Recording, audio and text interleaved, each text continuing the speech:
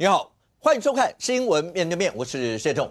来一看为你介绍今天要请到的特别来宾，左边立委立法委员王一川，大家好；资深媒体人康仁俊，大家好；政学教授范世平老师，大家好；右边为你邀请到台北市议员李博义，大家好；桃园市议员备少将于北辰将军，大家好；资深媒体人单厚之，大家好。好，我要怎么说呢？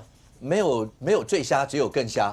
这则新闻，请问一下，好，就是柯文哲、柯前主席他们在夜市，然后在拜票所有的过程当中，然后被辣椒水攻击。本来我今天还在想，今天要呼吁所有的民众，大家不管你的政治立场怎么样，大家用言语表达，大家去做，千万不要有任何这句话一定适用在任何时候，好不好？不要有过激的举动或什么。每个人在台湾最可贵就是这个地方，每个人可以用你的言语去表达你，当然不涉及到谩骂啦或什么这些，表达你的立场都 OK。但是当你第一时间听到辣椒水攻击这件事情的时候，那你就会觉得说，怎么可以出现像这样一些状况？我刚为什么说没有最瞎，只有更瞎？因为最后结果出来以后，噔噔，是分局长，查了3天，最后是分局长。我问一下，现场有哪一个人觉得不瞎的，请举手。好，可以。来，阿川，我看到你在那里上大骂这件事说，这太怎么可能会有这样一些事？你还在台中当过局长，对不对？交通局长，来，为什么你会这么生气？我从今天开始往回谈哦。今天早上林秀燕受访，他说我们还在进行地毯式的搜查调查。今天早上哦，然后呢，昨天记者问台中市警察局，他说我们还在查。礼拜六问台中市的警察局，好，他们说，这个民众党说的那一些时间地点啊都不对，什么摩托车出现在哪里，时间这个都不对可是这个警察局长今天有出来讲，他说他什么时候知道？分局长的是礼拜六晚上。台中市警察局警察局长礼拜六晚上知道，经过了礼拜天一整天，到礼拜一的早上。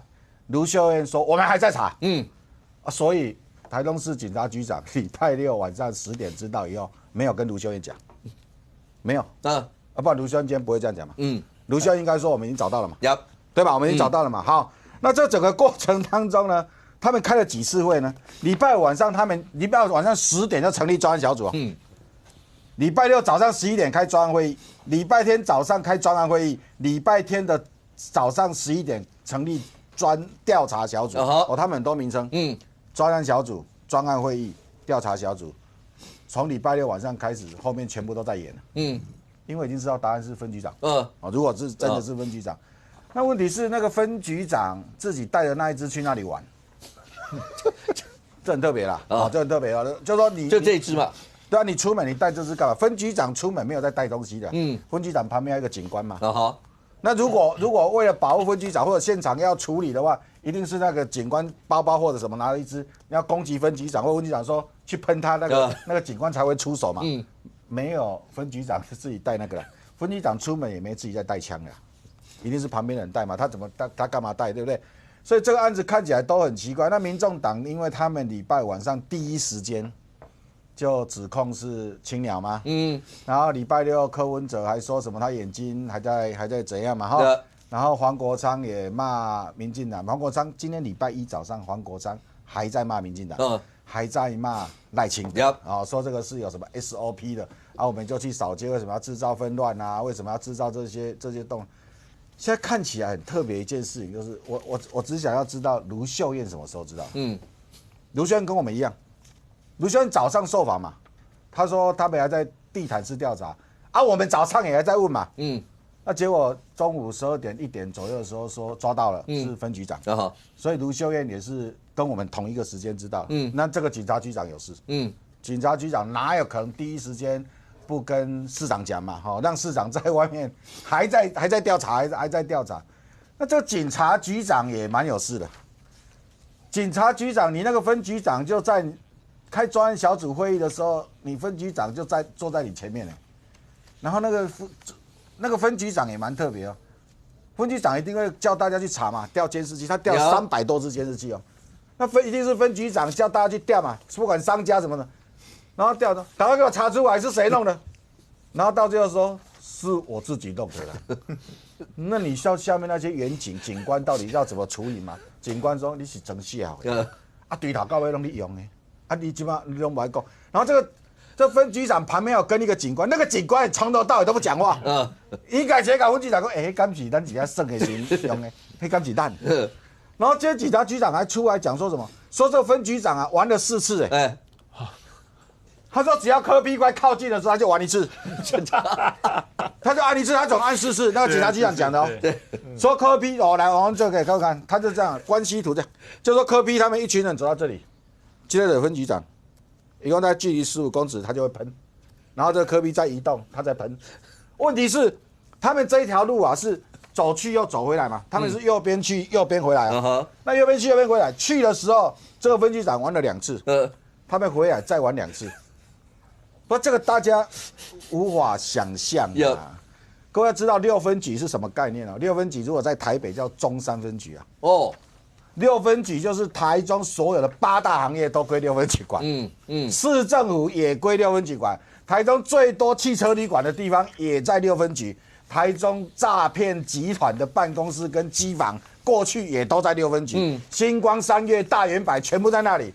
那里是所有人进到台中第一站就在6分局管辖，就那个台湾大道以前中港路那个2边，所以要当6分局的分局长，你那个背景不是背景啊，你的能力要够硬，资历啦。这个分局长当过什么？当过3个台中的分局的分局长，当过2分局分局长、清水分局分局长、6分局分局长，他还当过台中市保安大队的大队长啊。他在台中资历这么丰富。他会自己去拿着这个喷的，然后自己在那里玩。不是、啊，他第一个他去按的机会就不多了。第一个他带出去，他去按的机会不多。应该是他旁边那个警官在弄的时候说：“分局长，那耳膜上也出来，耳膜上也出来去换一个新的，去等去换一个，或者叫同仁送来嘛。”他还喷4次。这个我真的，我到现在我都还无法理解，所以我会请警政署要进入调查。阿川，你会怀疑什么？就你显然觉得这个你会觉得很瞎，我觉得很瞎，不可能是这样。对，你觉得不可能这样，那你觉得会是什么状况？我就是想不懂啊。我在想，因为我今天我问了警政署了，警政署说对，就是那个分局长不敢讲。警政署给我答案，就那个分局长不敢讲。那个分局长我再讲一遍，他是6分局的分局长，就是台北市中山分局分局长。然后他不敢讲。那你有办法当6分局的分局长啊？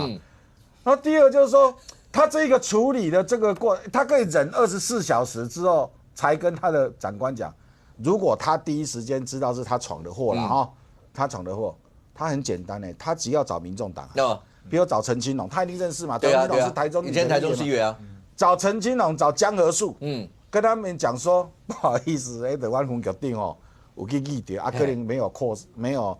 不知道要扩散出去，拍谁，还不是上面人用，还是我用的。我告诉你，如果他这样讲，陈清龙跟江河树一定会回头跟大家讲说，还没代志，那分局长用的，还卖给他代志，警察嘛是在保护咱，这事情就据点了，对吧？这个事情就据点了，可是很特别。那我第二个我也想要说，那民众党的人什么时候知道？卢秀恩。可能是今天早上才知道，因为他11点，他早上还在讲，代表他跟我们同一个时间讲。那民众党什么时候知道？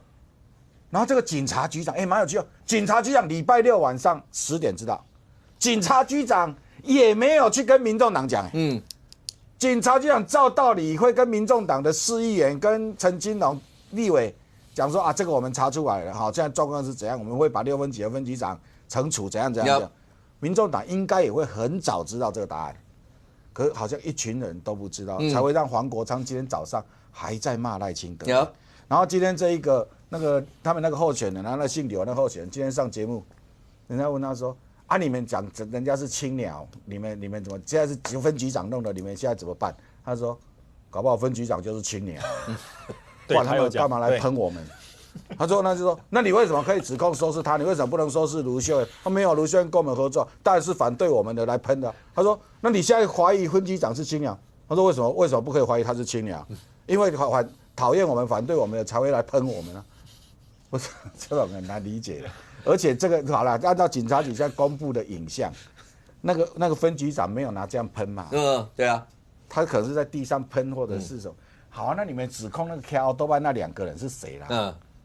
他们一开始有指控 KL 多半的，他们去6分局市政派出所报案的时候，就直接讲说，他们的志工看到有2个人 KL 多半，然后遇到红绿灯在那里喷的啊，那代表那里还有一组人啊，不是分局长这一组，还有一组啊。这案子真的罗生门，会不会分局长也相信了他们的说法？真的，同时还有另外一组有2个人这样。可是分局他们什么时候有出来讲过话？他们礼拜5晚上就已经先讲了。他们说他们现在查不到那个东西，等到民众党来报案。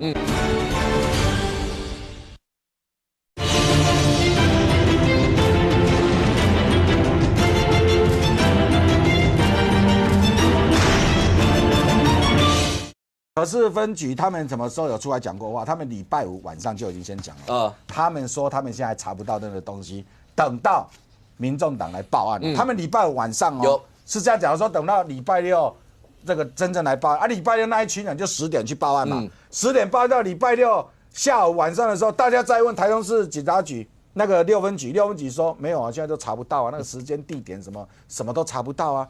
才会有卢秀燕礼拜1今天早上出来讲说，地毯式的搜查调了380几支的监视器啊，然后才调到这些画面啊。不是这里头到底出什么问题？我觉得我还是希望警政署查警政署该不关的嘛？警政署查，因为台中市警察局也是你们派的嘛，然后6分局的分局长任命的时候也是都是警政署发布的嘛警政署认真的查清楚，到底是不是警察背黑锅，还是怎么样？没有道理。台中是6分局分局长，你可以问台中人，上面叫6分局，然后可以当分局长，那个是所有的你知道6分局分局长再回去警政署，再弄个半年1年再出来的时候，就是局长，就是县市的警察局长，什么新竹市、新竹县这种警察局长，他的位阶是很高的。你知道他这一条2小过之后啊，看起来就准备退休了。就无叫就真正生啊，家己去退休吗？我不相信呢。那个阿川刚才字里行间讲了背黑锅3个字，是背黑锅吗？还是真的不小心玩着，然后就发生这样的事情？博宇，你知道这个分局长他的资历是非常没错，非常的深厚，而且看起来以前的资历非常好。这位分局长他在10年前被人家评为他是真实版 CSI 犯罪现场的男主角，因为他侦查过像是宋七力的一些显像案、造假案，还有很多重大的命案，都是他经手出来的，所以被认为是第一把交椅啊，可能等级只是比李昌钰差一些。就既然今天10年后的今天发生了，他可能去玩辣椒水喷到别人的事件，我想说新闻，我想说。我是看错啊，这是同一个人吗？这10年的时间到底发生什么事情啊？我不可思议。你也没办法相信这个结果。对，今天我也是看到新闻才知道啊。看到新闻的时候，我真的，我想我是看错了，这个新闻是真的吗？因为要知道，这本来是一个非常简单单纯的案子。如果是分局长他做的，就早就知道答案了，根本就不需要拖，就硬是拖了3天多，变成一个阴谋案了。怎么发生这种事情？跟大家报告一下时序啊。4月17号晚上就已经发生这个事情。礼拜五晚上，所以柯文哲包括很多现场都觉得不舒服，有流眼泪什么等等的。4月18号，据新闻讲，4月18号，台中市警察局包括6分局全部都已经知道，就是这个分局长发生的问题啊。18号就知道了。就今天。那大家玩这几天到底在干嘛？对，不晓得这几天干嘛哇塞，如果这新闻都是真的话，有问题的不只是6分局分局长啊，台中市警察局局长要出来说明一下。你为什么硬拖了2天，到今天才把答案跟大家讲？这是个非常荒谬的事情啊！这时间拖得越长，大家阴谋论起得越来越多嘛。一下说青鸟喷的，一下说谁喷的，一下说什么找柯文哲麻烦，什么东西通通都有啊！现在甚至连是警察局这个分局长背黑锅的阴谋都出现了。但如果照现在以台中市警察局发的新闻稿而言，那几乎就已经确定了，是第6分局的分局长周分局长所造成的结果。但这段时间之内，总没有一个人警察局出来跟大家讲，我觉得这个问题让我非常的惊讶。有人说他被记2个小过，然后调离现职，到底重还是轻？我个人觉得这不是重或轻的问题，重点是要知道分局长当天到现场的职务是什么？是保护整个活动顺畅啊。就现在居然发现造成整个活动不顺畅了，是他本人所造成的。那那个他的处罚轻或重，我觉得不重要，但是调离现职，我觉得这是有必要性的，因为这个对于他而言，这是一个非常大的荒谬。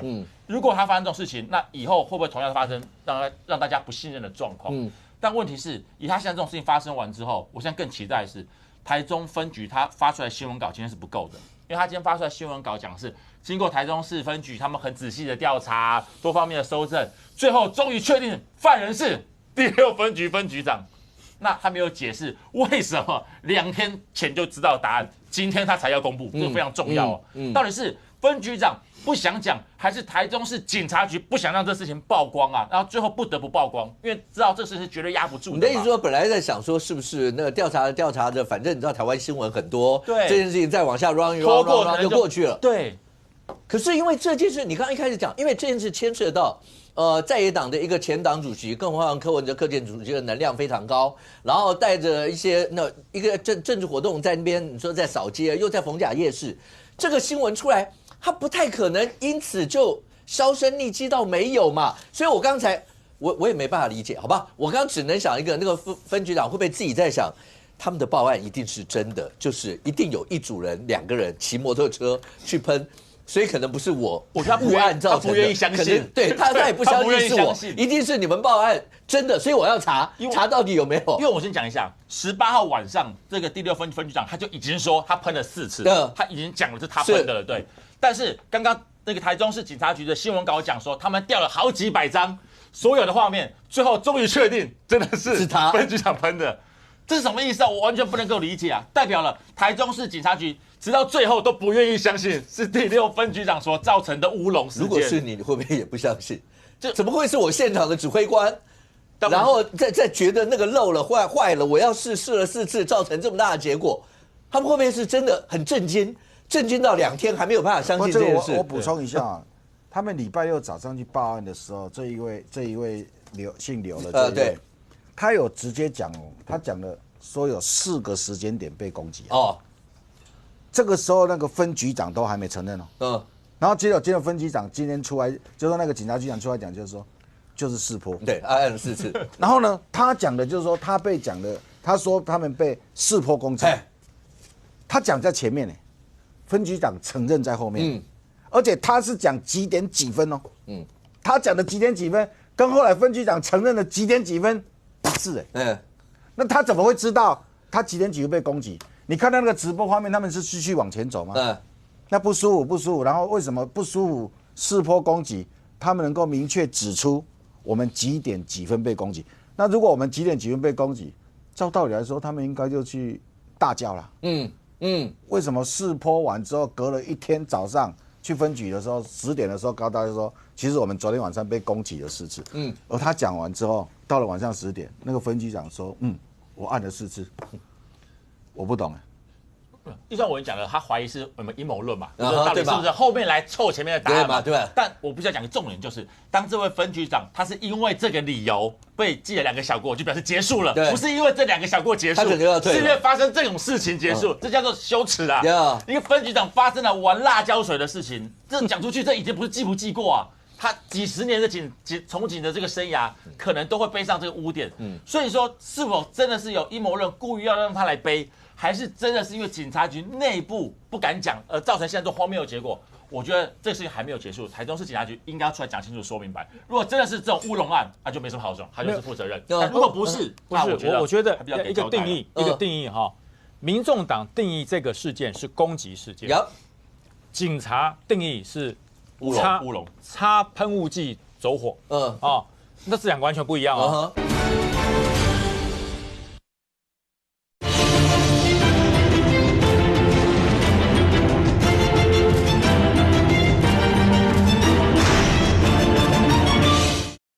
警察定义是乌龙擦喷雾剂走火，那这2个完全不一样哦。一个是攻击事件哦。因为不是还有民众党说是4波攻击，有人骑摩托车说他是从天上喷，然后关风向，然后吹过去，这跟他往地下喷是完全2回事。那么按照我们军方的讲法，这个分局长叫擦枪走火。哇，做专业保养嘛，做一做发现，好像喷不出来，还有他没朝自己喷他朝地上喷，朝自己喷就受害了。那么第一时间，黄国昌就是柯文哲这一行人，不是发现怪怪的吗？分局长一定跟他讲，别紧张，我喷的，不好意思，不就结了吗？我刚才发现这怪怪，所以我喷了一下，然后大家闻到拍谁，这个事情就结了。他没讲，他没有讲。好，这第一个，到底定义是攻击事件还是擦枪走火事件？很显然的，台中认为这是擦枪走火，擦枪走火记两个过调职。哇，这蛮严重的。这蛮严重。然后后来又讲说，因为你延误，让大家中间然后调查了这么久，然后能不能，所以对2只小过，然后调职主管，调离主管。那这个就不只是分局长哦，你要出勤之前，分局长要出勤，谁做勤前教育？勤前教育有没有这一支？有没有这一支？这看起来不像是制式的。这也不会放口袋啊，这不是制式。我跟你讲，我们出任务哈，如果有制式的震爆瓦斯喷罐，会挂在我们的战术背心上，就跟手榴弹一样。这不是制式的，请问他规定他带的是谁？谁做这个小队跟着柯文哲前的勤前教育？这绝对不是分局长出任务，分局长自己做啊，不是会有上级，是不是台中警察局局长，还是卢秀燕你们市府哪个官员？这如果定义成擦枪走火，就是警政纪律不严。纪律不严不是这个什么分局长下台要往上追啊。你把柯文哲的安全当儿戏啊，没事在前面玩喷雾剂啊，你把它当香水啊，喷一喷很香是不是？纪律不严，所以卢秀燕的市府严重的警政纪律松弛。那柯文哲的团队呢，乱报啊！你看到的那4波攻击是见鬼了吗？还有人说看到有人骑摩托车，然后就喷了4次。难道是这个分局长换了便装，骑了摩托车朝天空试吗？这也不可能嘛。所以这不叫瞎，这叫超级瞎。我看到了台中市对于警察，如果这个事情是背黑锅，你再让警察蒙受不白之冤。如果这个事情是乌龙事件，台中市的整体纪律松弛，纪律松弛，那卢秀燕你一个市长都做不好，你以前是管不好这个所谓的猪肉，现在连警察都被你搞成这样，这还要选总统？可是这整件事情，任俊，要不就是乌龙事件。现在看起来，台中市警察局公布了这个就乌龙事件，所以造成这样。但是大家刚刚的重点就是，那为什么中间要查这么多天？甚或如果礼拜6真的就知道的话，怎么可能要耽误这么久？好，那另外就是好了，你听得出来。包括阿川，也有一些其他一些朋友，就是讲说，这真的会是这样吗？是背锅吗？或者什么？因为这整件事情它牵扯到国内在政治上面。好了，国内的政坛的风气，尤其到一般的民众各自的支持者，那已经是有点大家互相攻击到，那个言语上大家都已经知道，在网络上大家都看到了。但如果在现实生活里面，千万不能发生像这样一些事。所以一出来的时候，大家也会很慎重看待，怎么会这样？所以最后结果这样，你知道那个反差非常大，你知道吗？就原来大家都在那边搞笑吗？怎么会是这个样？现在民众党喊得很大声嘛，我们没有自导自演，真的有人喷了辣椒水啊！所以这个开始今天啊，当然民众党有些人道歉因为前一开始的时候有一些做了一些奇奇怪怪的这个言论嘛认为说又是什么青苗又是什么的但有些人坚持不下车我们没有自导自演，我就是被攻击了我跑新闻没有很多年但我现在真的觉得我这个过去的跑新闻的资历真的太浅这2年所有鬼事通通都在这个政治新闻里面发生特别是像这种奇中奇怪中怪你按那想都想不到，讲一个做干分局的局长，这么一个能够我说真的，警界每年多少人在抢这种分局长刚刚李传武讲嘛你看做到，特别是他的那个位置。你没有一定的这个判断力，或者是这个社会历练，你很难驾驭他的那个辖区嘛结果只为了喷个辣椒水，现在哇麻烦了，你知道吗？还要被伤害罪移送，还要呢这个两个过那未来不知道该怎么办我还是讲今天台中市警方或台中市政府还有民众党的朋友，不管你们要做任何的想法或怎样。这个事情不会是只有分局长一个人在看，其他警界的人，我相信大家都在看。我讲台中市政府今天他们这个台中市警局出来开记者会嘛把这个他们认为调查的状况还原了一遍，可是跟民众党指控的剧情是不一样的跟民众党指控的剧情是不一样的呢。包含到一开始他们讲说有2个骑着摩托车的伙伴，然后喷了一些东西，我也不太懂啊。那这样看起来是他们觉得，因为他们讲那时候讲法是旁边这一位有看到哦，还有骑着摩托车的伙伴哦，那东西问。可是他警方的调查报告里面没有这个啊，没有骑摩托车的伙伴啊。如果按照这样能算破案吗？我希望不要冒名顶替啊，希望不要有这种鬼事发生啊。但我就讲，我举个例子好了，新北市警察局局长方养宁今天下午的时候被问到这件事情，被问到说你觉得可能吗？你觉得这个可能性真的不大。我今天说实话，你赔掉的是整个警察在这整个里面状态啊。你讲这个做这个分局长讲，我不小心莫名其妙自己带了一个喷那个辣椒的喷雾的那一个，然后喷雾完了之后，我突然发现到他头有点怪怪。我也讲实话，你真的觉得合理吗？他怎么会觉得那个我拿了一个东西，我突然觉得他头怪怪的？你在讲什么？你是去玩他，还是去弄他，还是要干嘛？然后发现他按一下是按不出来，还是怎样？因为你如果按你会有感觉，他有东西喷出来，你就按一次不行，我再走再按一次。而且按照他们现在讲法是，刚刚你刚以后，柯文哲只要一出现我就按一下，柯文哲一出现我就按一下。今天已经延伸成什么？我怎么知道分局长是不是青鸟？不，连这个话都要讲出来。那我只能讲啊，这件事情很多警察都在看。如果今天警察在执行勤务的过程当中有这种不管是误解或是怎样，大家觉得我管你有没有误解，我就是无限上纲弄到一个程度，弄到这个下台那个要下台，你们真的在乎这种事情吗？不过这整件事，或者这整件事，因为它发生在台中，它就是警政系统。大家都知道警政系统的包括局长、分局长这些警政署，然后公布要任命，然后市长要看过，然后所以大家讲警政虽然一条边，可是包括警政署长、包括市长，某种程度都算老板。它发生了在台中，又是柯文哲他们在夜市在走所有年，所以你很难不把这所有的跟政治上，大家都希望把政治的那种阴谋论或想法把它降到最低，所以才会做。如果一开始就是分局长，那你就直接跟他讲个拍谁，然后因为陈金荣他们就是台中市议员出身，这样子，国内政治现在经不起一点风吹草动啊。结果后来搞了3天，搞成是这个样子，好，最后连台中警察局出来跟你讲是这样，我想一定有很多人还是不相信。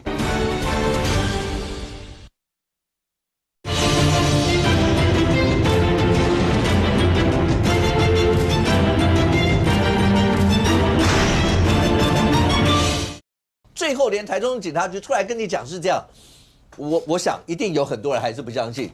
你从阿川，你从任俊他们讲的那些字里行间里面，看起来是觉得说有没有其他一些想法？那如果再这样下去，以后国内政治上很恐怖啊！我觉得这东西真的很离奇啊，但是我也必须要讲，就是说，因为他那个分局长看起来他是对地上喷，对啊，那他是不是第一时间觉得不？你们在讲的是别人，不是他，所以我在讲，他讲是不是真有一些人来讲的话，应该是越近的人，他要有越刺激嘛。当然啦，他自己应该会闻到，会流眼泪嘛。而且民众党的剧本是很清楚的，有看到有人骑摩托车或什么的嘛。因为柯文哲说他隔天早上还在流眼泪嘛，那表示他严重。那分局长他自己没流眼泪啊，除非他有在防毒。他起来是自己没事，他可能觉得说你们讲的不是我，对不对？看起来是这样嘛，而且。因为他的确是有一段距离嘛，他跟柯文哲那些人是有一段距离，所以结果他自己没事。对啊，我觉得可能显然是因为这样，不然的话，他怎么会觉得他怎么会因为正常这种时间来讲，第一时间他可能应该就讲就承认嘛。对啊，他为什么要等到隔天你报案之后到下午之后，他就跟长官讲说是我？他显然认为你们讲的不是我，对不对？当然他在现场做那个动作还是很离奇，就是说你为什么会在那个现场施辣椒水？但你明显。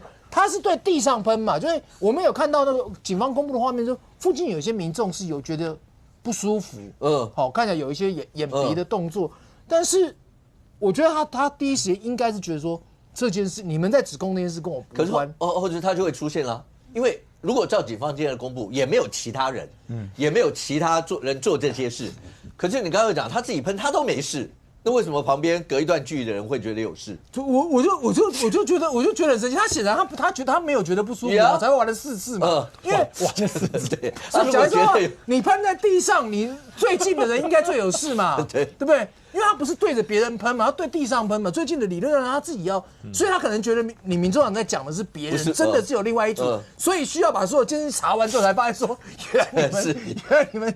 讲的是我，可是民进党把这事情不断的上升到太高调，就搞到这个事情变成是要这样去处理嘛，两只小锅调离主管职嘛。可是这件事，范老师，所以你看，刚才讲到，包括民众党一些人，黄国昌到今天上直指赖清德要怎么，当然他们的想法上，就你被告知说有被攻击，4波攻击，所有这些，所以我才会讲。连大家都会讲说，如果真的，那就要呼吁所有的民众，大家在政治认同上，大家不需要做这样子的一些的动作啦，或什么。就后来到最后结果，然后你看又出现另外一种不同的想法了，有没有背锅的，有没有什么？所以国内政治现在这样，那再往下搞呢？那这件事情应该就这样结束了吧？民众党最近发生的事还嫌少吗？光一个李珍秀，我们讨论1个礼拜。等一下还要再讲，还要再讲，因为他又提了假处分，还没停啊！对，我真的是这个民众党在我们的版面真的是极大。虽然他的党员人数是全3个党最少的嘛，啊，满意度也是最低的，就是他的这个新闻量最大，这个哇，这个科学办案上穷碧落下黄泉，终于找到凶手了，就是这个周俊明分局长，你们不是在他那个是在什么逢甲夜市？逢甲夜市啊，那边你说调了几百个这个监视器，对不对？有没有拍到一张就是周局长拿着喷雾器被拍到的照片？拍到的话就破案了嘛？啊，你一定会有啊！你调了这么多监视器，没有找到一张公布给我们看，我真的觉得台中市的警察局局长吴敬田局长，请你为了要平众怒。不是没有怒啦，就平众疑，你就把照片拿出来嘛。我们既然调了这么多，这些警察基层哇比对干嘛，而且那天这个周分局长应该是穿制服啊，也很好认啊，而且手伸那么长，他距离柯文哲那么远，柯文哲都闻得到。不可能低下喷嘛，就是手分得很高嘛。就跟你说没有拿起来喷的，怎么可能喷得到？都在地下，他又不是在柯文哲旁边，对不对？这不合逻辑嘛，而且。跟着柯文哲走的是谁？是陈清龙哦。陈清龙说我没有闻到味道，他在吃地瓜球，每个人对那个的承受度不一样。是。不过也不会就只有看起来就只有那个议员嘛，那个刘参选人刘什么刘候选人嘛，他是感受最强烈的嘛。然后柯文哲是到了隔天都还有感觉，表示那个浓度很高哦。过了1个晚上。啊，搞不好看是柯文哲整个晚上又叫陈佩琪帮他用眼睛冲水啊，冲1个晚上，第2天觉得眼睛还怪怪的，他是说眼睛吗？对啊，那表示很刺激哦。那为什么陈清龙就没有？对不对？你有看过分局长还出去还带这个所谓的这个辣椒水喷剂？他干脆给自己配枪好了。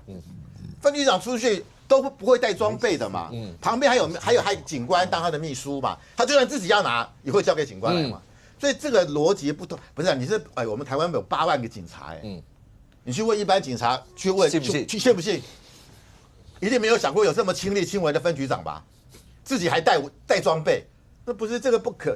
但是所以我觉得今天那个吴敬田他是在去年8月1号就职啊，他的前任的这个分局长叫李文章，是高升内政部警政署副署长哦，所以我必须要讲，因为吴敬田现在是周俊明的长官嘛，对啊，这个决议案不是绝对不是只是6分局做出来的嘛，他一定要上报给台中市警察局局长核可，台中市警察局那个吴局长，你未来还有前途的，你未来还有可能升任警政署副署长你这么好的前途，你要因为这个案子蒙上阴影吗？但范老师会不会他真的就看到的就只有这个结果？我想补充一点，如果跟大家讲的这个事情是让周分局长出来背锅，那问题就严重。当然了，这是非常严重。对上面不好是对能够让他背锅的，表示上面的权力是非常高，才有办法让分局长来背锅啊。而且有什么道理要一个分局长？对，为什么？所以我觉得这件事情一点道理啊，一点都不是罗生门，很简单。什么？就是请周分局长，对不对？就警政署署长，甚至更高位阶内政部部长。请这个周分局长来，然后我们来对质嘛，找下面的承办这个案子的人承办人来嘛，这有什么难的？这周分局长的委屈必须要获得平抚啊，那否则你下面这些警察的士气会觉得，为什么我们的分局长要承担这个责任？如果他真的是背锅的话，那目前看起来的确是很多不合理之处啊，所以我是觉得真的，如果是这样，那官官相护很可怕哎。对，范老师，但是我刚才有说一段，警察的老板有2个，一个叫警政署长，一个叫地方县市首长。大家知道吗？每一次派，尤其直辖市，一定是给3个名单，然后由市长你也挑一个。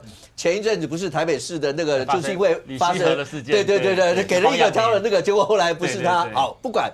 所以如果真的是这样的话，因为现在毕竟中央，譬如说警政署或是内政部，总是民进党在执政嘛。如果知道是这个样，大家都怀疑成这个样，那就真的把周分局长请来。哎，不是，这个太瞎了吧？光面对面6个来宾，没有一个人觉得应该会是这样的结果，大家只是觉得太离奇。那你可不可以麻烦把这整个过程，或是你像你讲承办的人，大家也来调一下？难道他们不会去做这个动作吗？那搞不好吴敬贤说，我也不是我没办法，我有压力啊，搞不好是不是卢秀燕给他压力？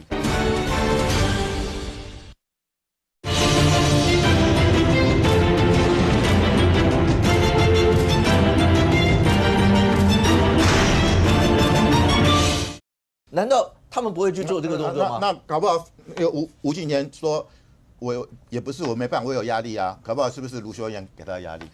我不晓得。卢秀燕怎么事啊？没有，卢秀燕是分局长吴敬贤去年8月1号就职，是卢秀燕在旁边是有参加就职典礼的。他是名义上的台中市警察局的，也算是一个，因为我们对，我就讲他2个老板。对啊，那会不会又有阴谋论说，这个卢秀燕要选总统？来，范老师，来这个画面，就他。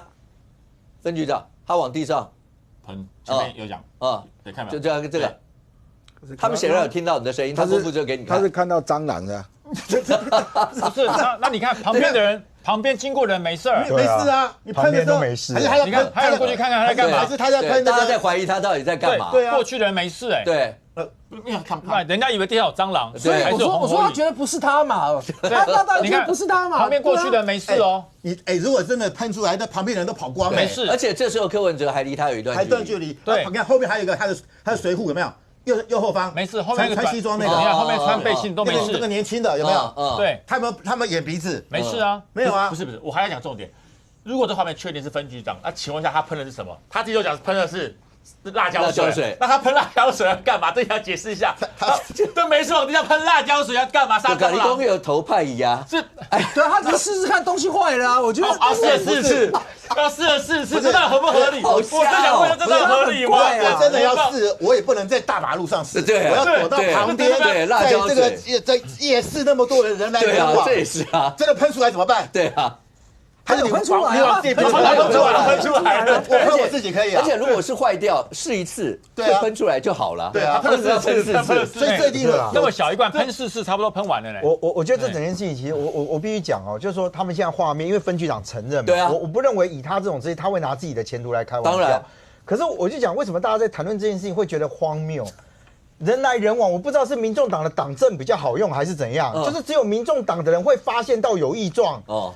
其他你没有听到任何一个当天在那个夜市里面走动的那些市民去报案，对，说我有怎么样的都没有嘛，有辣椒水。我现在就讲说这是一个，因为那个画面现在看起来很清楚，因为如果据只是讲，你看他旁边人来人往，大家这样完全没有人喷到觉得任何的异味，结果这个异味只对着民众党党政的人说，我就这样钻，这个有党政，我就这样过去啊，这个没党政我就绕过去。不然你觉得合理性有多少？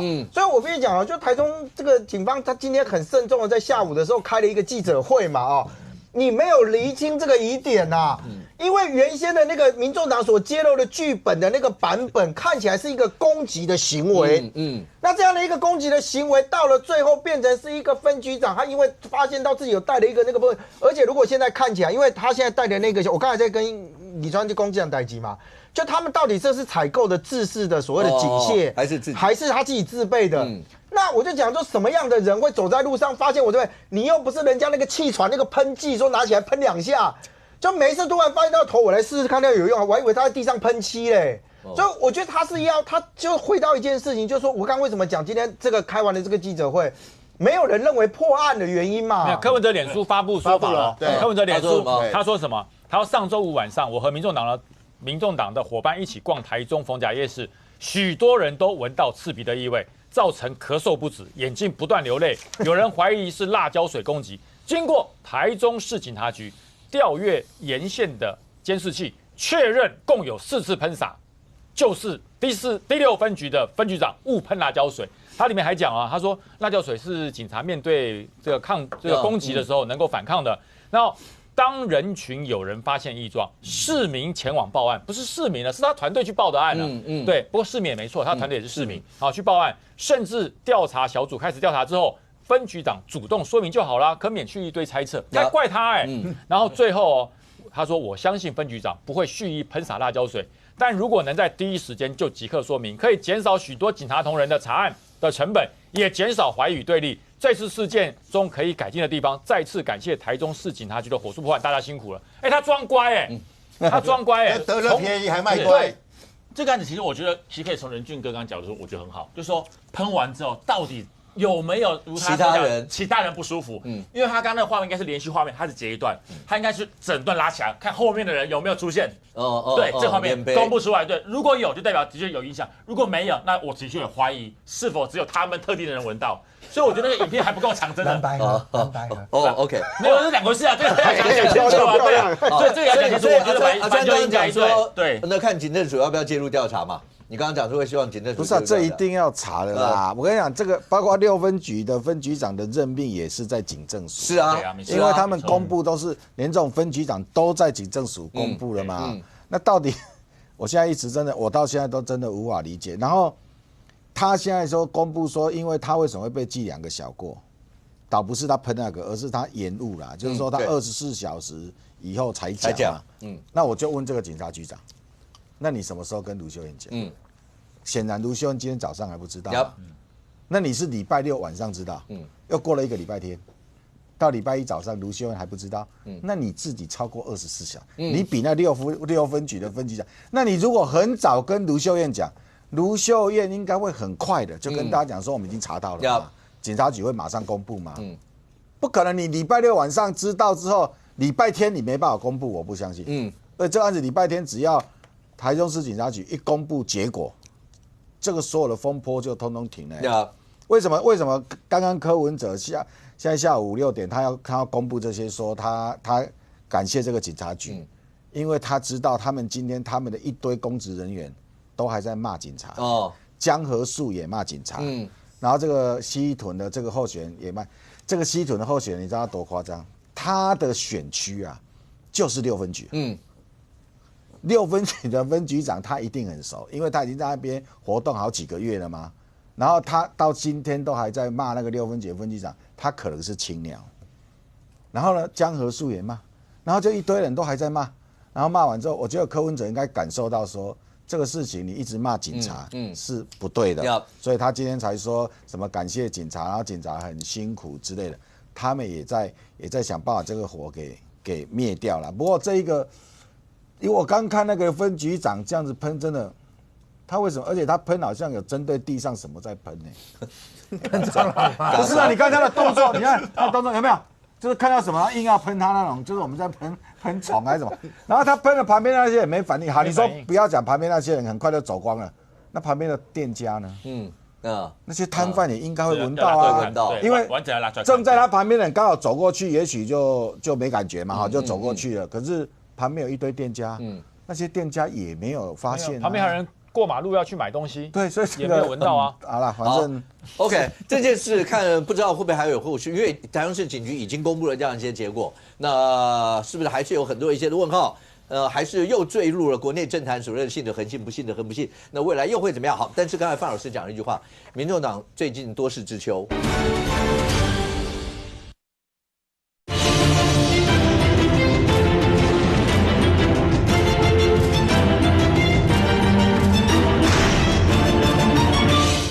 好，但是刚才范老师讲了一句话，民众党最近多事之秋 ，OK， 那多事之秋，阿川，你有看李珍秀的直播吗？有啊。好，来先让观众朋友看一下，因为不见得每个观众朋友都像阿川一样，那守着阳光，守着你，守着李珍秀的直播 ，OK？ 让你看一下，那李珍秀真的告诉你他提家族分了，来，请大家看一下，这是啥米？这是啥米？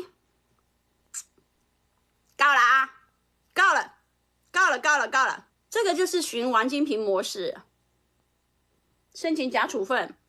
你要知道，民众党的这些人是多嚣张，我到今天为止都还没有收到中评会的那个纸本通知。现在是他们的整个在开除的过程中一路的程序，违反程序正义了。立法院的离职的那个我还没有签哦，是我的抢不走，不是我的留不住。我大概2天前就知道了吧。他可能不是充分的理解什么叫做定暂时状态的处分，他跟王金平的状况可能完全不一样，所以就交给司法程序处理。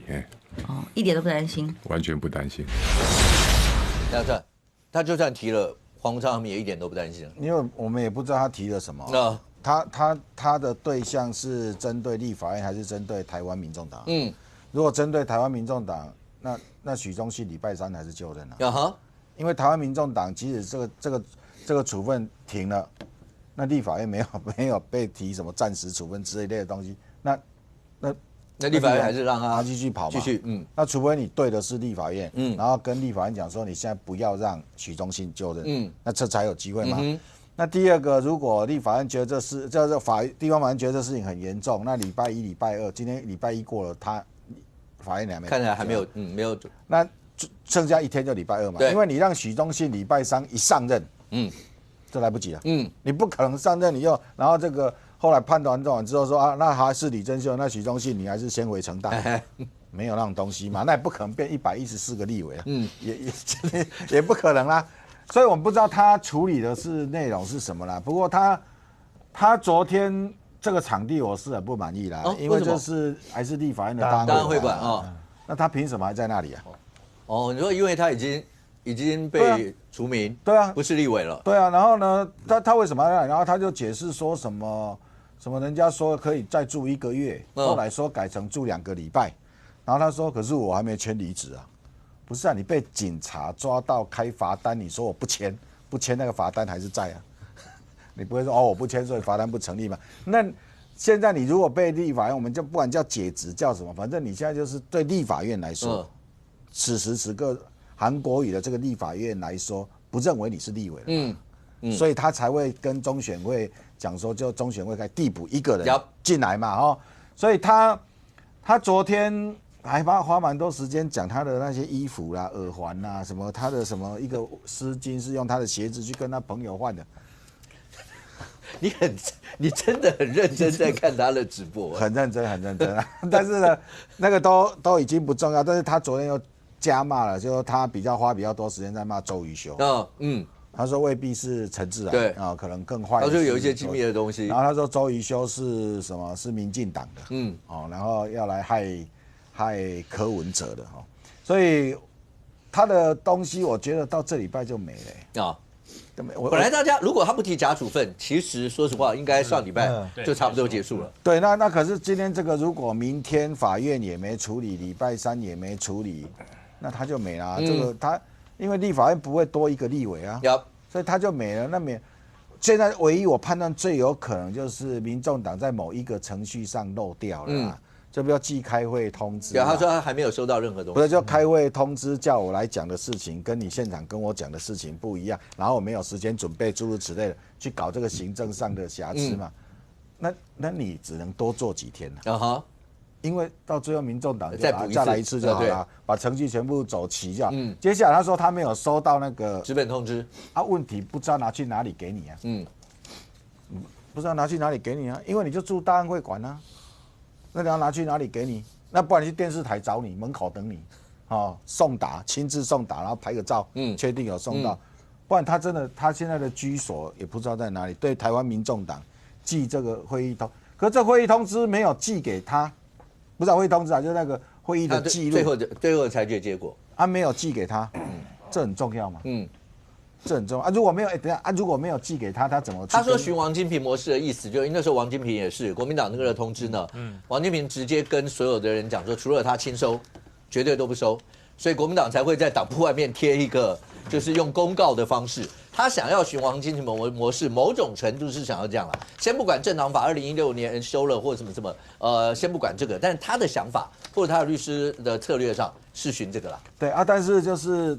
你就是逼台湾民众党亲自去堵你啦，对，那就解决了吗？那程序不够，就让你再撑个1个月，你还是会被开除吗？那你说，那你凭什么拿这一条开除我？法院不会理你的，法院管你们那个党用哪一条处理你？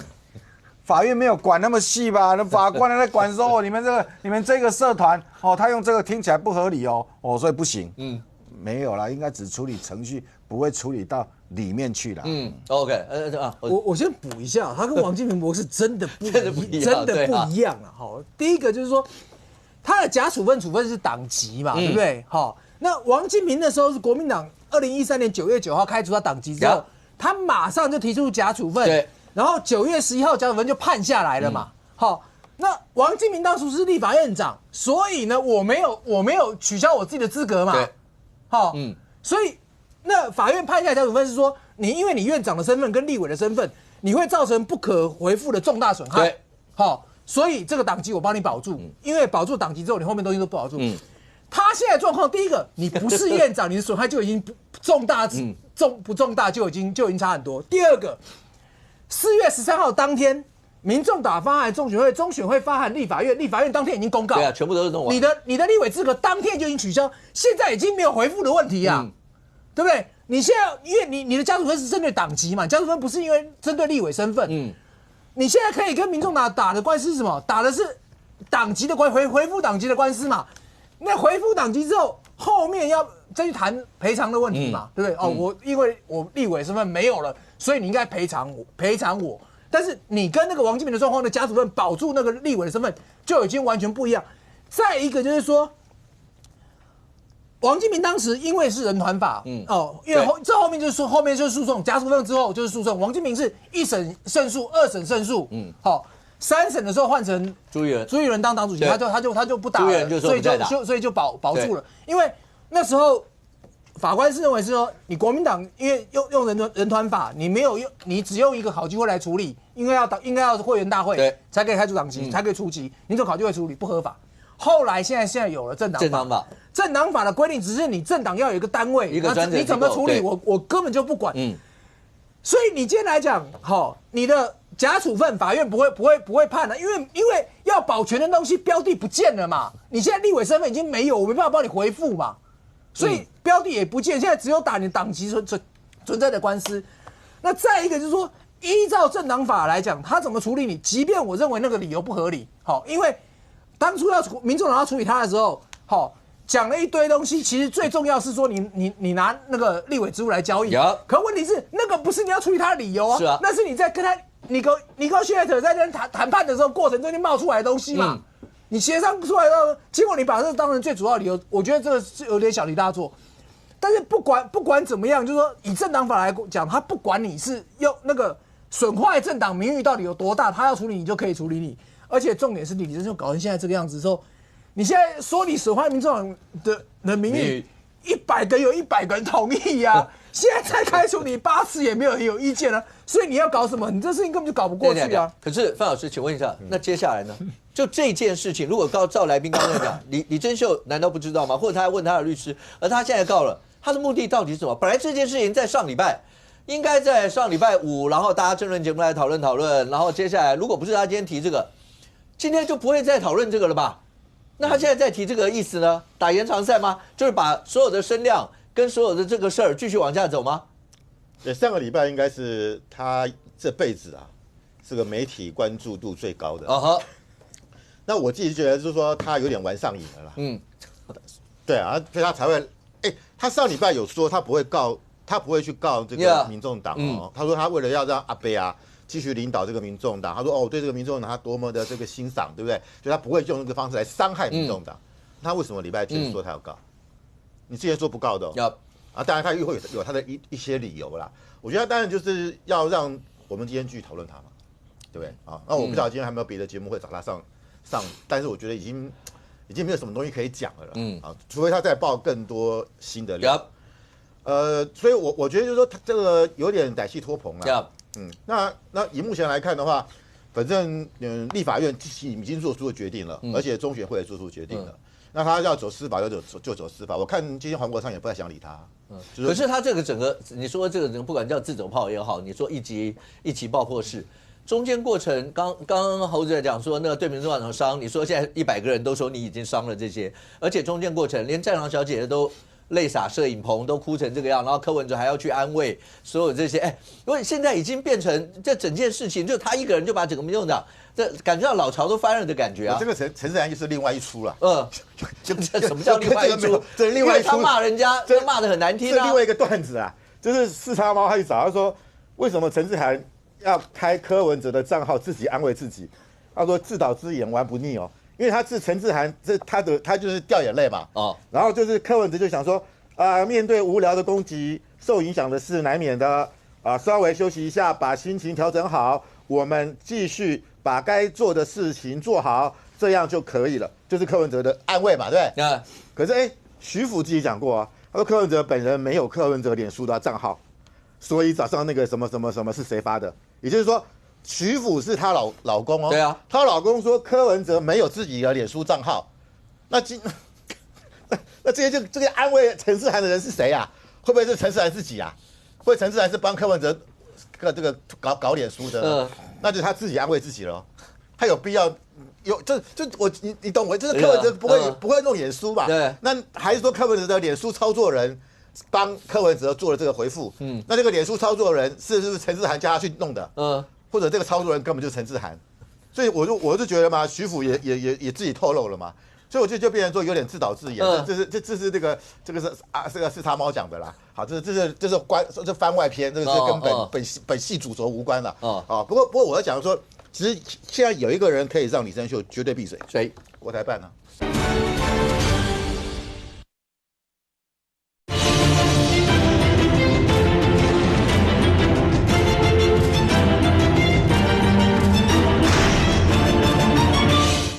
不过我要讲说，其实现在有一个人可以让李胜秀绝对闭嘴，谁？国台办呢？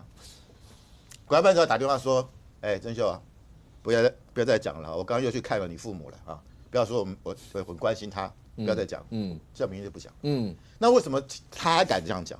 国台办为什么不叫他？他叫国台办就责黄国昌对，他叫国台办就责黄国昌，对啊，这个也是大的忌讳。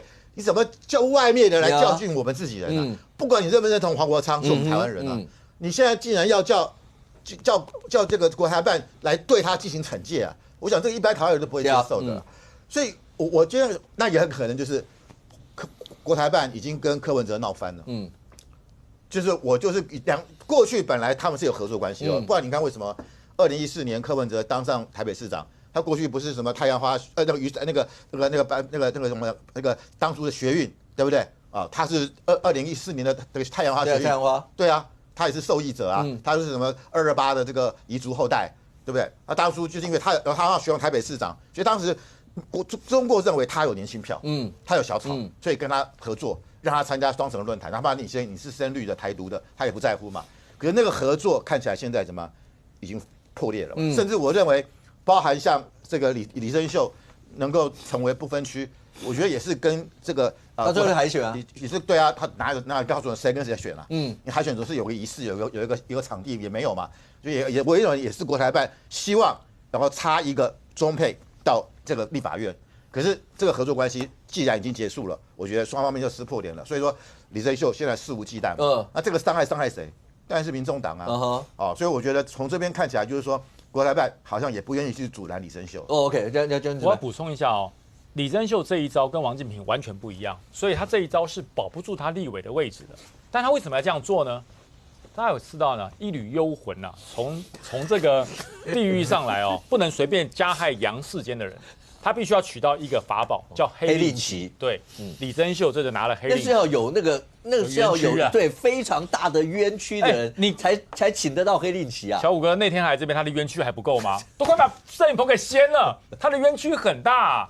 他是拿了法院的黑令旗，他要来跟黄国昌要什么？政治索命，政治索命就是你欺负我，就是欺负陆配，所以我要告诉你，我跟你没完没了。那大家想想看，当这一个法院的这个提告来了以后，黄国昌要不要提供当时他们4个人去跟他讲话的录音带？那如果没有呢？如果没有呢？你就是捏造你就是陷害李珍秀这个陆配于不义对不对？你想想看，这个录音带还拿得出来吗？如果没有没关系啊，就是5个人里面4个人都讲是这个样啊。对，那李珍秀说，如果李珍秀说对不起，我有录音，那不就完了？对，所以我说李珍秀这是拿了政治黑令旗来跟黄国昌索命，那黄国昌挡不挡得住？民众党受不受伤？民众党一定受伤。黄国昌被这个李珍秀咬上了以后真的被缠上了一样，你甩不掉啊，你甩不掉，你越去甩他咬得越紧，所以我才说黄国昌大概这辈子也第一次遇到这么厉害的人，那柯文哲聪明，都黄国昌的事，所以柯文哲不可能出来去骂李珍秀的，因为柯文哲很清楚，这个人比陈佩琪还可怕，千万不能碰。对，所以黄国昌一直去碰他，一直去做他，然后这个黄国昌再厉害再会凹，如果被李珍秀这么一缠上，黄国昌的政治前途不是换个党而已，是他的公信力，还有他的那个城府之深。他之前是吹哨者联盟，现在变成专门找吹哨者的麻烦。将军，那个过程当中，还记得那天我们有问李珍秀，就你认不认识许春英？他就跟你讲说，在那个选以前，之前不认识，对他真的不认识或什么。那大家现在是从许春英的那个，包括他的起诉书啦，所有去看。那他可能不认识他，但是那上面写说后面他是不是有讲许春英讲说他是接班人啊，类似那些。问说这个人可不可靠？对。那这些对他们来讲会有什么影响吗？有影响。就这些目前来讲，就黄国昌来说，这是起诉书乱写，然后这个不要听他们起诉书乱写。可是你知道陈智汉前几天很伤心的哭了嘛？他在哭的时候，其实讲出了蛮多关键的事。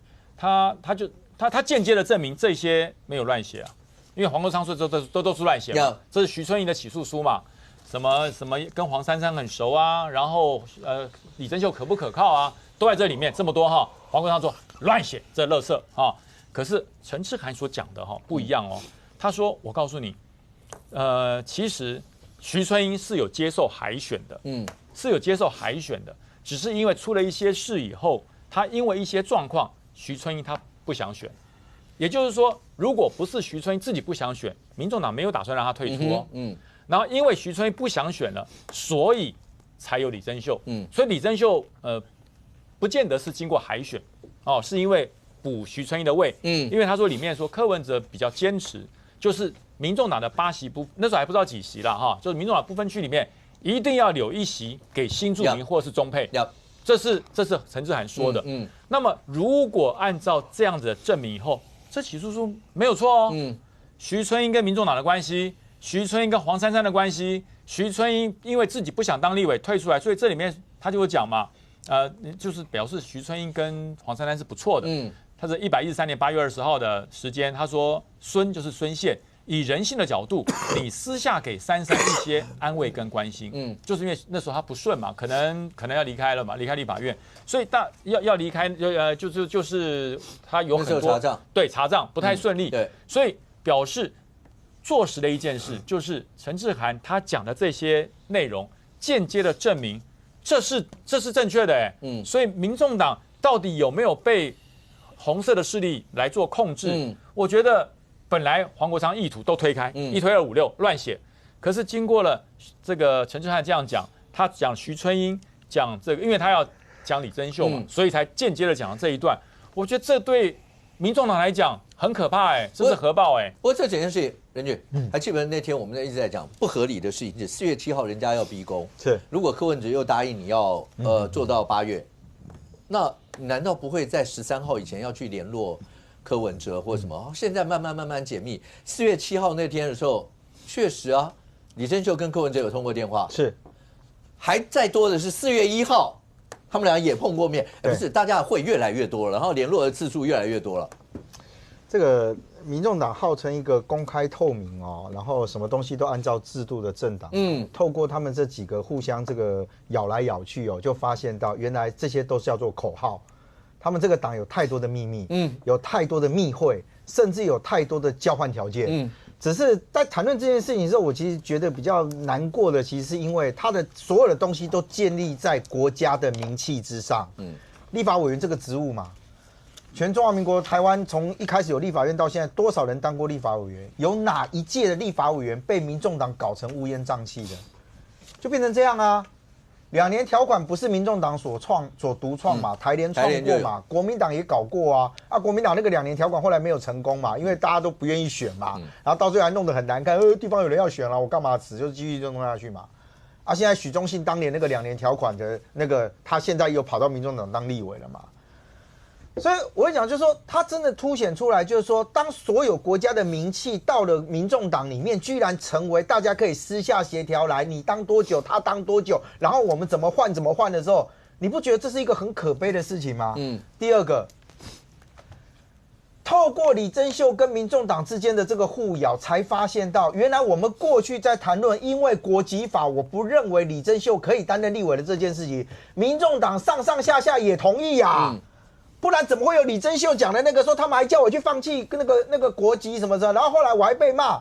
我还原一下啦，其实他们当时想做的操作是这样啊，就是说你去放弃但是你一定放弃不了嘛，那我们就拿来凸显嘛，这个法规是荒谬的嘛，你就记得，因为就李珍秀的说法，我讲实话，他凭什么代表陆配？他凭什么代表中配？他自己都公开讲说，我跟陆配的渊源也不深，我跟他们也没接触。他说我自己认为我是台湾人，我怎么要去放弃国籍？那你赶紧讲的嘞，那你凭什么代替这个族群？徐春英那边，李珍秀自己讲啊，徐春英还跟我说，他知道我跟陆配渊源不深，所以呢，有什么需要的话找他来帮忙。然后你大喇喇说你要代表陆配，你要代表什么？你完全前言不对后语，自己都没发现到。再回来，李珍秀一直想尽办法在撇清的是。不要说我是徐春英的接班人，因为我跟他们没有接触，我没有什么被抹红的问题，这是他自己公开讲的。坏就坏在你一生气，国台办黄国昌，你给我终身追责，你傻你这话不是烙人画饼吗？我的国台办还受你指挥，你还说你跟他没接触没认识，还有国台办没有 follow you， 你知道吗？就他完完全全在他很生气的状态之下讲的非常多。你说你今天要去申请，对不对？你自己有没有上过那么多节目？你有没有回想一下？你有没有接受过人家就说你有没有公开讲过说好吧？那主席都这样说了，我们就不要逼他，我就接受。你只要有这几句话出现，民众党也不是笨蛋，他就解你这句话，你都接受，你现在跟我申诉什么啦？你又不是不同意，你也不是不知道啊，你都知道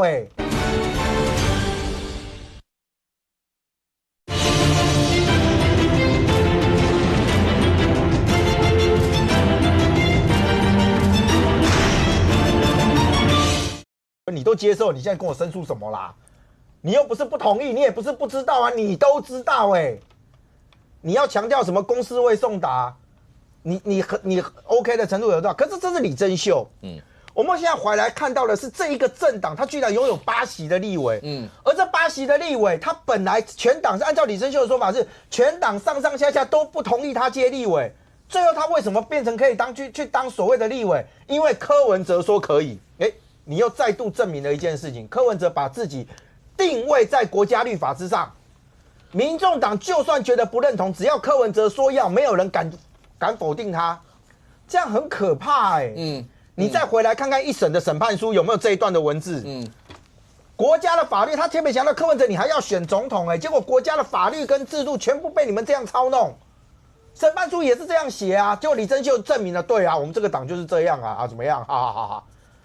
所以问题不在李珍秀说什么，我讲实话，你已经被民众党整体抛弃了而且柯文哲带头抛弃你啦。我先讲，不管说那个脸书上面的那个社群媒体，那到底是柯文哲写的我才不相信柯文哲会去写那个嘞或者是社群小编或者是什么忘记切账号或者怎样。但他证明了一件事情是，柯文哲从你闹到现在为止，没有一句话站在你这里，所以你还要大声去骂说什么哇，这个陆配参政权怎样？你说是柯文哲愿意了，柯文哲看到这些所以很感动，没有了。面对一点事实，面对一点状况，刚刚提到大安会馆，我印象中我还不知道会不会未来变成是强制叫你搬走，因为那一天李珍秀自己讲说，我刚好房租到期，我就把那房租都退，你把全部的家当搬到大安会馆里面去。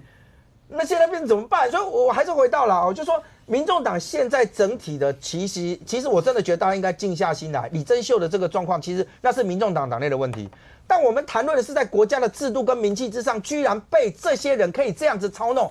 过去大家讲2年条款怎么样，后来发现到没有哦。因为柯文哲私下跟他在做的协议是，不然你再做半年，这是李珍秀一直讲的，我可以做半年哦，我可以做1个会期啊。后来再变成说到8月31号，然后再把它变成缩短成为说哦那一天这个4月7号总结完之后你自己要辞职，为什么你不辞？为什么不去变更？你知道他们现在讲到多细吗？他们还去问一下李珍秀的幕僚说你的咨询稿有没有改？因为你咨询稿要改的话，代表你已经承诺了说你一定要辞职，跟你咨询稿不动，他们才发现哇天哪，知识体大，原来你根本没有心要辞啊。那我还是讲，我们现在在谈论的叫做立法委员这一个位置啊。对。这整件事情好了，看起来再怎么样，应该也要尘埃落定。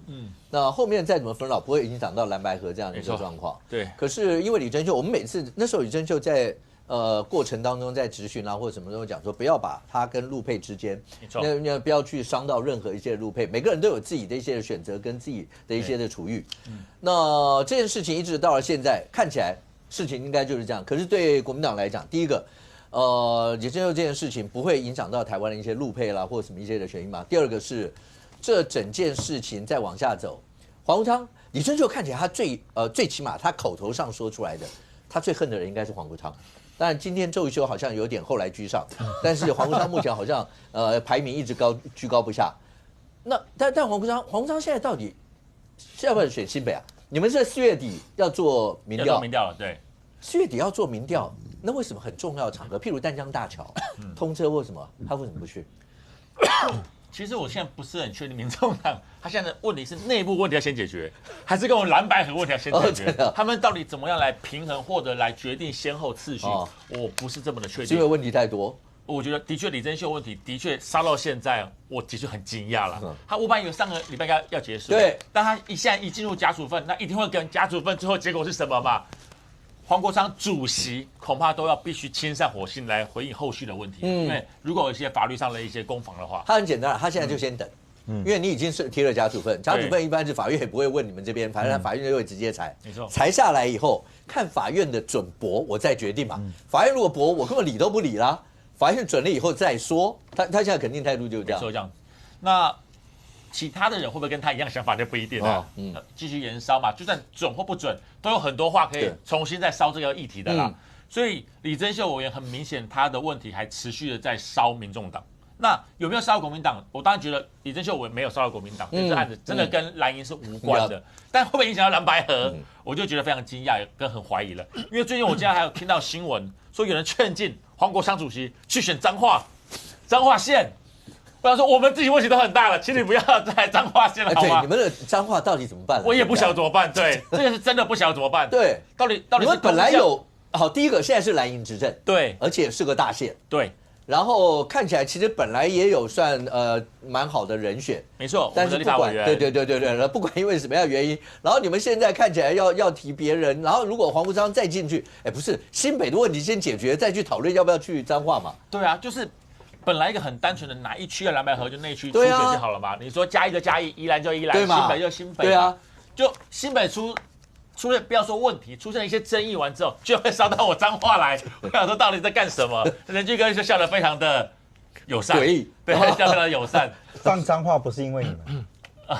是吧？我觉得等一下再讲。对，好，放彰化不是针对你们。对，那可是会影响到他们啊。但是他没好，那就直接讲嘛。他仅止于放话嘛。就又来了吧？这个是针对蔡壁如啊。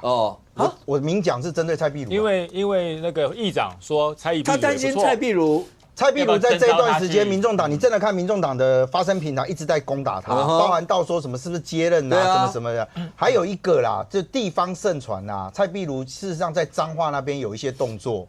蔡壁如当时有被问到，他是讲说我没钱没人或什么的，可是会回答这种问题，会回答这个答案就很奇怪啊。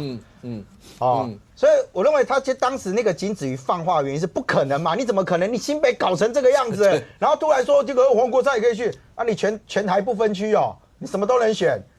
他那个仅止于就是放话，就是告诉蔡壁如，就是告诉蔡壁如，你不要再活动了，不要再做这些事情。我的看法黄国昌这一次他彰化这个，我觉得一来可以解掉他新北绕跑的这个骂名，就是没有，我不是绕跑啊。你是转进，我是转进啊，可以吗？哪里对，我不是用词比较好听吧？比较好听嘛，对不对？我没有绕跑，我是彰化有更重要的任务要征召我，那我就讲嘛，彰化如果黄国昌去，然后跟魏平镇采取嘉义的这个张启凯模式，各位认为这民调谁会赢？大家认为这民调谁会赢？不一定哦。那这个是不是转身的很漂亮？就我没有绕跑。不是，那你拿国民党不是，这不是魏平镇的问题，不是，这整个国民党魏平镇是另外一个问题，对，另外一个问题，不是，我还解决不了魏平镇的问题。你看，重点，今天黄国昌在称赞谢依凤哦，他说谢依凤是最强的所以这是国家利益的问题。那谢依凤不能选，跟国民党没关系，是谢家的问题嘛？所以。谢依凤能不能选，不是国家，是谢家利益的问题。可是呢，如果黄国昌支持了谢依凤，谢依凤好，我不能选，我弟弟也不能选，黄国昌来选。黄国昌再弱也比魏平镇强。那黄国昌是不是华丽转身，然后又可以带彰化民众党参选的小鸡？其实我跟你讲，不要是撕的这么单纯啊！我觉得你们要小心一点。我们连内部初选还搞不定哦，还搞外部初选。对啊，这个什么时候才天了明呢？不是因为反正谢依凤已经。不被同意了嘛？看要被摸掉。可是黄国昌如果出来跟魏平镇来个 PK， 来个蓝白河 PK， 他会不会比照张启凯？他是会赢魏平镇的哦。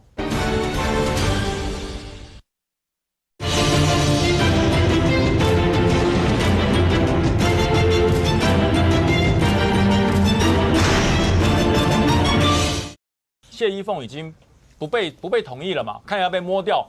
可是黄国昌如果出来跟魏平镇来个 PK， 来个蓝白河 PK， 他会不会比照张启凯？他是会赢魏平镇的哦。所以黄国昌不是华丽转身，他叫做避掉新北的绕跑骂名。不是，不会，你们现在选新北耶。对我这样讲，第一个，你们的新北目前看起来，阿北跟曹魏之间两个人其实说实话不像当初想象中，对不对？很紧张了。然后接下来本来想说，如果要是4月底，然后蓝白河民调那个，然后是不是蓝白的整合以后能够助一波或什么？现在这边还没解决完，然后又要再烧到彰化去。对，我觉得这个就真的扯到我们身上来了。你说李珍秀他的不分区资格谁带出来谁处理啊？他的本来就这样子。那现在如果黄国昌主席本来就已经从这么明确的新北，居然能够扯到彰化去，尤其彰化还是目前蓝营很不好处理的一个县市，所以他来帮你们处理。对，你们搞不定，我黄国昌来。黄国昌的转变，大家不要怀疑他，别的不行，变他是最厉害的。所以黄国昌到了彰化，第一个摆脱新北绕跑骂名，第二个帮国民党解决彰化的困难。不，对你们来讲的话，现在等于这两个地方突然都出现有利因素了吗？新北跟彰化。彰化。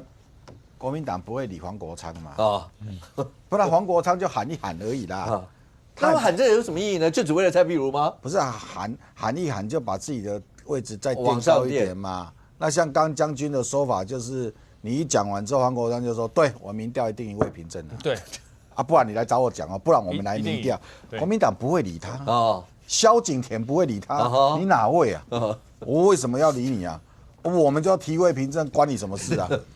那他的事情跟黄国昌跟蔡壁如他们的事情就是在彰化有一批政治游民嘛，政治游民无党可去的政治游民在那边穿梭嘛，想要把自己的位置垫高嘛，你出来算，然后再跟那个人讲说，我跟你讲，我给卖算，这拢我来瞧的，就是彰化有一批这种人多无党无塞啦，可是真正看得懂彰化这些政治局势的人还卖差别啦，一滚。所以黄国昌也不会来啦。那你说黄国昌说，你如果真的不理我的话，那我们全部去支持陈树岳吗？也没嘛。对啊，你民众党你嘛是投国民党啊，提名谁你们都投国民党，所以对国民党来说，我那无差我那民众党的也无可能去投陈树岳啊，你嘛是投完啊。新北也是一样新北那些民众党的说黄国昌对我们李四川不尊重，所以呢，我们决定民众党全力支持苏巧慧，不可能嘛？所以这个都已经黄国昌都要人给，没人给差别啦，没人给差。这个他也差不多下课，他传出这种脏话还要去弄这种事情对他自己伤害很大。那对你们来讲，新北跟台北这两局呢？新北跟台北。台北啊，对啊，台北我不熟了。现在都已经讲应该差不多就是什么样了。新北呢？我们先讲新北。新北是这样，新北苏巧慧是从原来比较低，现在就是一直往上嘛，一直往上。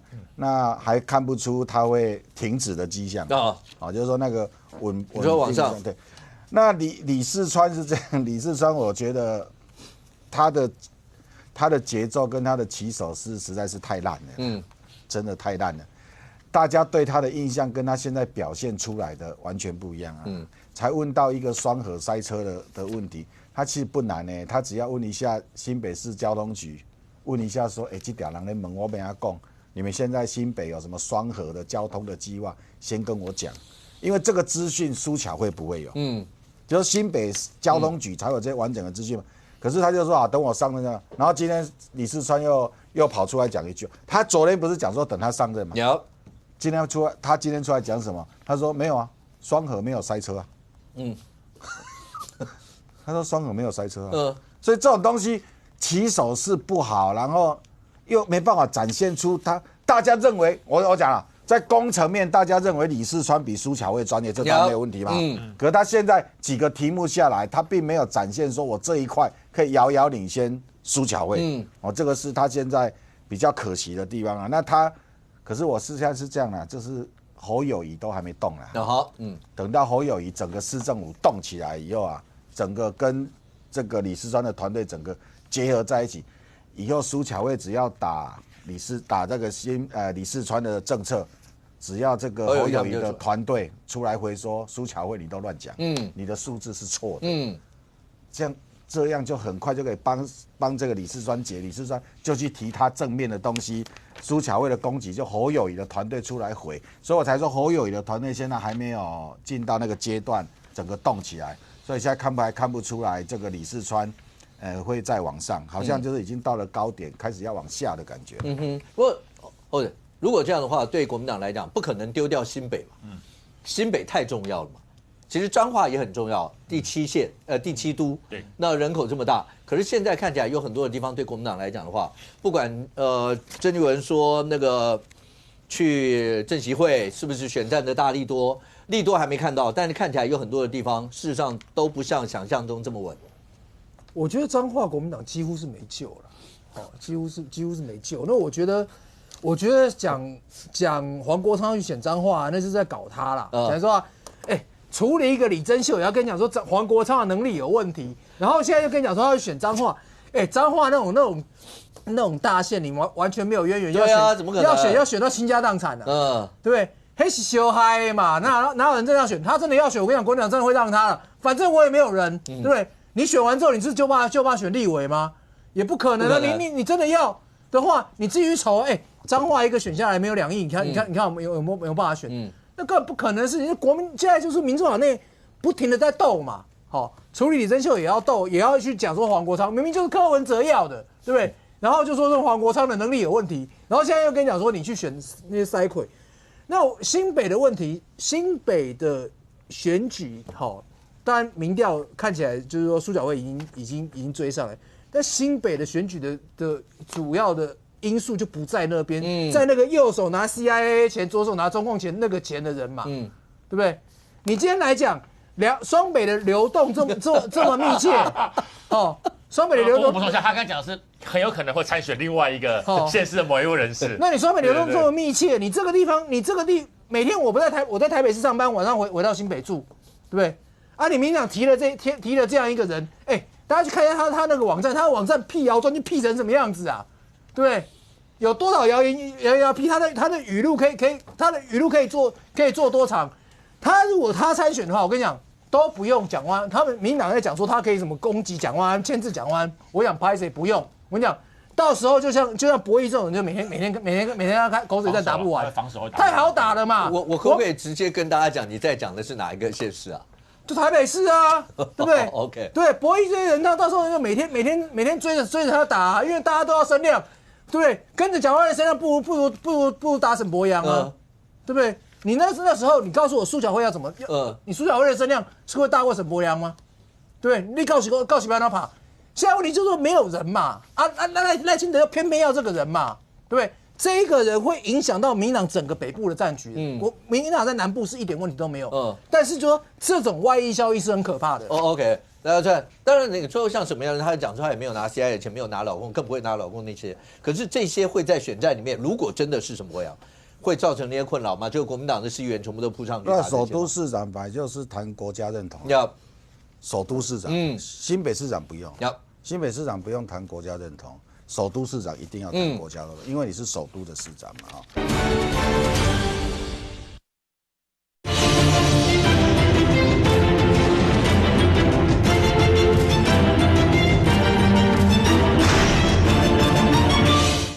因为你是首都的市长嘛，那沈伯洋，你说他什么仇恨值？对蓝白的人来说，如果他仇恨值很高，那就代表应该提名这个人。对蓝白，就是蓝白，你去问仇恨值，说沈伯洋最高，那民进党就该提名他。不然怎么叫做提名？那你要提一个说，哇，这个蓝白来说，这个仇恨值也很低，仇恨值也很低啊，这样就选不赢蒋万安了。因为你蓝白认为你仇恨值不低啊，就是不会很高，那就很低。然后呢，那你跟蒋万安会有什么差别？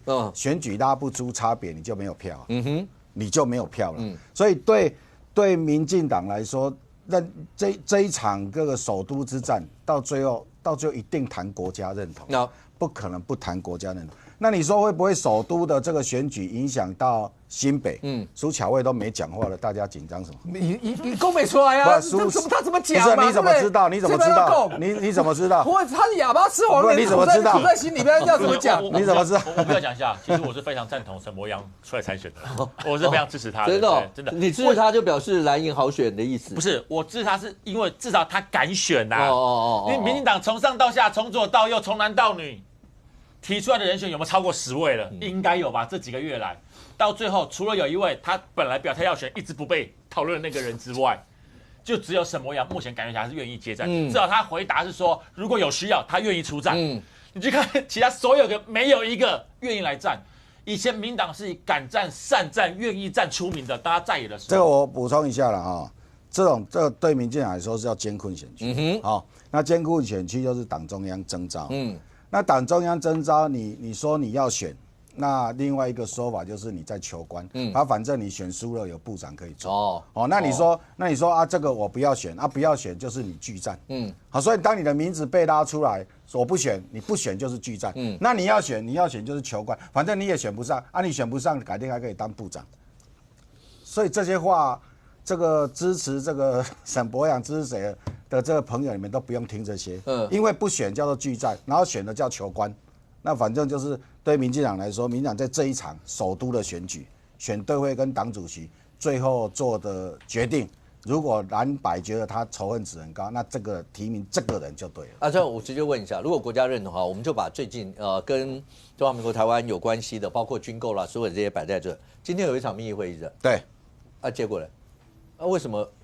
这场秘密会议是上个礼拜韩国瑜主持的这个军购条例的朝野协商。那韩国瑜要求今天要有秘密会议，因为国民党来开会的人说不知道那个军购预算内容是什么，然后拿2张纸来就来要钱，所以今天就开了这个会。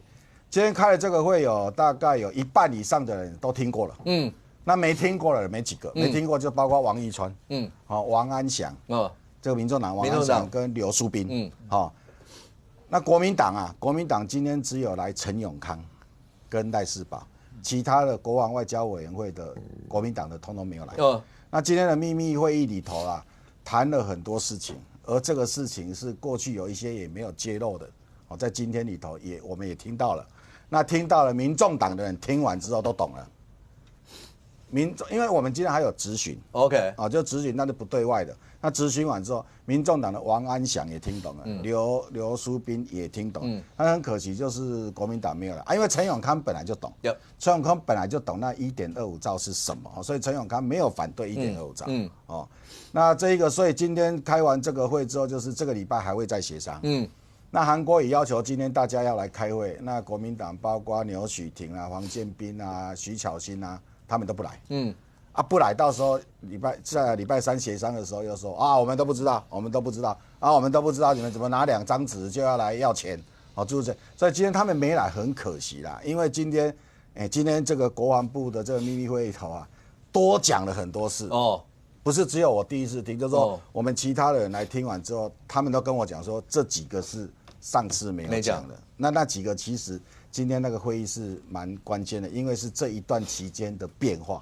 我也不能讲太多，因为是秘密会议，就他这一段期间其实有一些变化，而这一些变化，今天民众党听完之后，他们都懂。那他们会支持你们吗？我相信他们会支持，因为听完之后，他们就知道说这个没迟迟的话。接下来后面会发生很多事。可是不，那对你们来说，如果民众党支持这边的话，那个票数就够了。对啊，其实我觉得最大的问题是在于金额啦，超不超漏嘛？对吧？就金额，对啊，多少啦？1.25兆还是3800加 N， 大主要就差距在这里了。那如果照委员讲的，如果讲了更多的秘密，包括了一些你不得不去接受的秘密的话。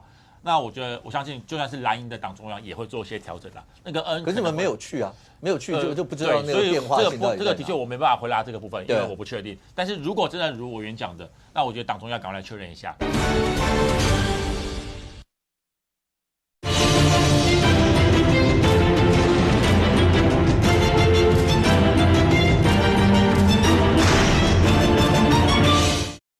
对嘛？对吧？就金额，对啊，多少啦？1.25兆还是3800加 N， 大主要就差距在这里了。那如果照委员讲的，如果讲了更多的秘密，包括了一些你不得不去接受的秘密的话，那我相信，就算是蓝营的党中央也会做一些调整啦。那个N， 可是你们没有去啊，没有去就不知道那个变化性到底在哪。这个的确我没办法回答这个部分，因为我不确定。但是如果真的如委员讲的，那我觉得党中央赶快来确认一下，因为如果讲难听一点啦。不可能不管美国的感受，当然啊，就讲白了是如此啊，就是如此啊。对，现在那个 N， 现在3800亿加 N 是国民党目前的定调 ，N 到底能给到多少？是否真的值得补到1.25兆？那我觉得党中央的确该去了解一下。那4位参众议员前阵子给了几个立委，包括院长、副院长的信里头他其实也提到了国民党希望把它纳入这个年度预算的那几笔嘛包括台美要合作的这些事情。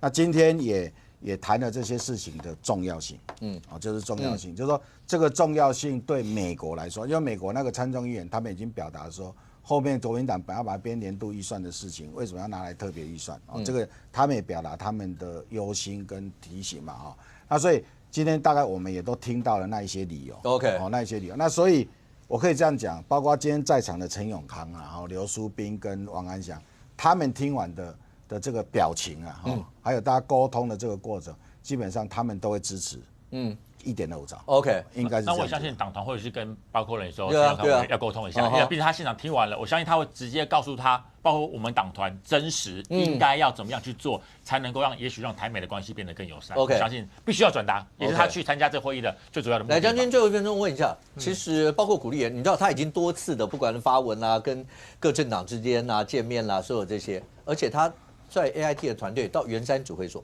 我们常听衡山指挥所，这两个指挥所为什么不一样？我告诉大家今天古立言先生是到圆山指挥所。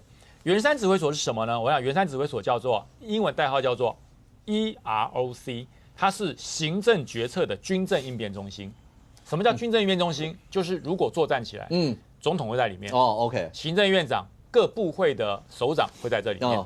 那什么叫做衡山指挥所？衡山指挥所叫 JOC， 它叫做国军的作战指挥中心，实际是做三军指挥作战的。哪些人在里面？国防部长、参谋总长、三军司令各指挥作战的要旨都在这里面。所以这两个不一样，但是呢，通的，它是通的。OK， 就是作战的时候，它里面都是有防核、生化、防火都有，它是完全都有。那今天古立言为什么到圆山指挥所？因为他通常衡指所他可能只是外边看一看，他不会让他进去，因为这作战指挥是机密。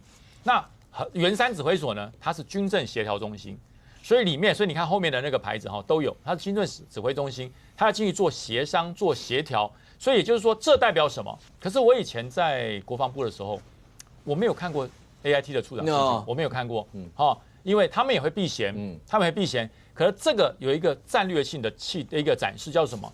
就是台湾跟美国联防已经不是秘密了。我不要遮遮掩掩。以前我们以前这些横山指挥所或圆山指挥所，即使美国的观察员进去都会刻意不要被拍到。你知道吗？观察员，但这次不是啊，你看镜头连画面都有啊，那连名字都有了，还穿背心呢。对啊，以前美国的这个所谓的观察员进去尽量低调，然后那个军文社要拍照的时候，他会躲到边边，不要拍到他。如果不小心拍到，他会跟军文社讲不要看。可是现在就告诉你，我不怕了，就是台美之间的联防已经走向台面化。OK， 所以说如果连政策宣示、连这个决心都台面化了。